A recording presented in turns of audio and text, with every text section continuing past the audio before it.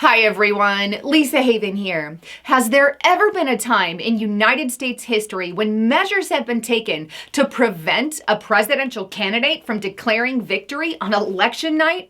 The answer is a big fat no. It has never ever happened in US history. But yet, it's happening this year, and Facebook and Twitter and big tech organizations are leading the way with preventing election results. Take a look at this article on MSN.com. In a proactive move, Twitter aims to pre-bunk election falsehoods. The article goes on, Twitter said on Monday it would take the proactive step of alerting its users to potential misinformation in preparation for unverified claims about the November 3rd U.S. election. The short messaging service said it would place notices at the top of the user's feed, warning that there may be delays in full election results and that people might see misleading information about voting by mail.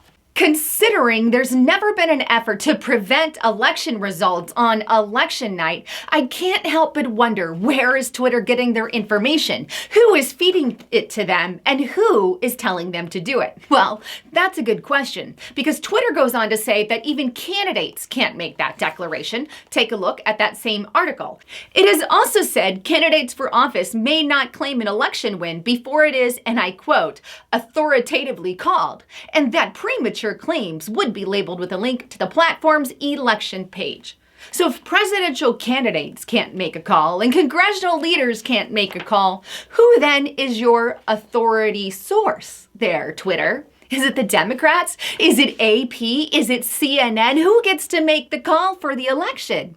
Well, that's a question that should be going directly to Jack Dorsey. But it's not just Dorsey who's involved in this act. Take a look at what Facebook's doing. Here's an article on foxbusiness.com. Facebook deploys aggressive measures to combat election unrest. TheDailyCaller.com report. Facebook is preparing to counter posts doubting election results. But of course, only if Biden wins. The article goes on. Facebook is reportedly preparing for a scenario in which President Trump or his campaign use their platform to discredit the results of the November election, according to the New York Times.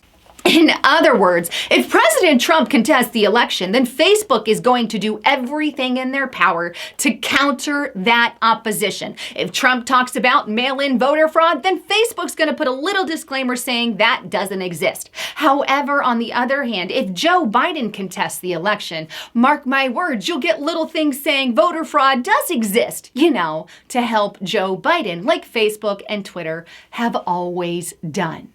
You see, they're all sold out to the Communist Party. And if you really want more information on that, you got to get on over to restrictedrepublic.com. But that's not the only thing that's happening in our country. It seems as if radical leftists are rising up. And right now, there is an organization called, and I'm going to quote, Shutdown DC, who is sketching out plans of unrest and protest and even talks of uprising. Take a look at this article on thefederalist.com. Trump-resistant plans mass mobilization after election to shut down the country if Biden doesn't win. Shutdown DC's strategic framework for an action following the 2020 election sketches out their plans for rioting and attacking American institutions and life unless and until Joe Biden is installed as the president. The article goes on the page, Shutdown DC sketches out its plans for election night and immediately following on November 4th through the 7th. The group says it plans to, quote, do whatever it takes. Now, here's what it actually says on the site. In the days following the election, we'll continue to come out into the streets every day to respond to rapidly changing events. We may be waiting for votes to be counted, or we may be responding to major attacks on democracy. Over the next few weeks, we'll use our spokes council process to plan actions that are flexible and can scale to respond to a lot of different scenarios. So, this radical leftist group, Shutdown DC, plans to be in the streets causing unrest there in DC. Why? Well, because they say the election results won't be in. It's almost as if everybody knows the election results won't be in, although you usually don't find that out till election night. It's almost as if there is some kind of joint effort being pushed from someone above. But on top of all of that, There is so much chaos breaking out that people here in America are literally terrified what's going to happen in this U.S. election. And I have never seen that before. Take a look at these articles here. NewYorkPost.com. Violence protests could rage on regardless of who wins the election. Independent.co.uk. Presidential polls. 3/4 of Americans fear election violence and riots. Independent reveals. USAToday.com. The country's lost its mind. Polls are warning of civil war, and violence shows deep partisan chasm over the election. Why are people in America worried? Because there's already talks of it from the Democratic Party. We've heard Nancy Pelosi call GOP members, right, domestic enemies of the state. We have Anaya Presley saying that there needs to be unrest in the streets, right? We have people like AOC making radical statements, Maxine Waters saying keep Trump supporters out of restaurants. All this information I have posted on Restricted Republic, by the way.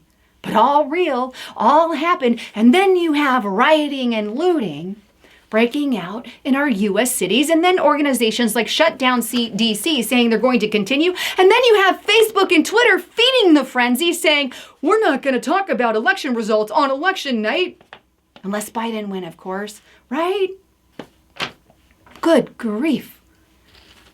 This is maybe all a part of the plan. Anyhow, please subscribe to the channel here. I've had YouTubers removed en masse as far as subscriptions are concerned, so please make sure you are still subscribed. On top of that, I want to introduce you to a brand new product that I've got, and this is Green with Lisa. Now, this thing really helps your metabolism, helps you lose weight and that unwanted body fat and burn those calories that we take on, especially over the holidays. So I want to encourage you, check out greenwithlisa.com, and all you need to do is put 1 scoop in your glass, in whatever you are drinking. It's an amazing product. I personally mix mine with water, but check it out at greenwithlisa.com and take advantage of this product today. Anyhow, thanks again for tuning in. I'm Lisa Haven, signing out.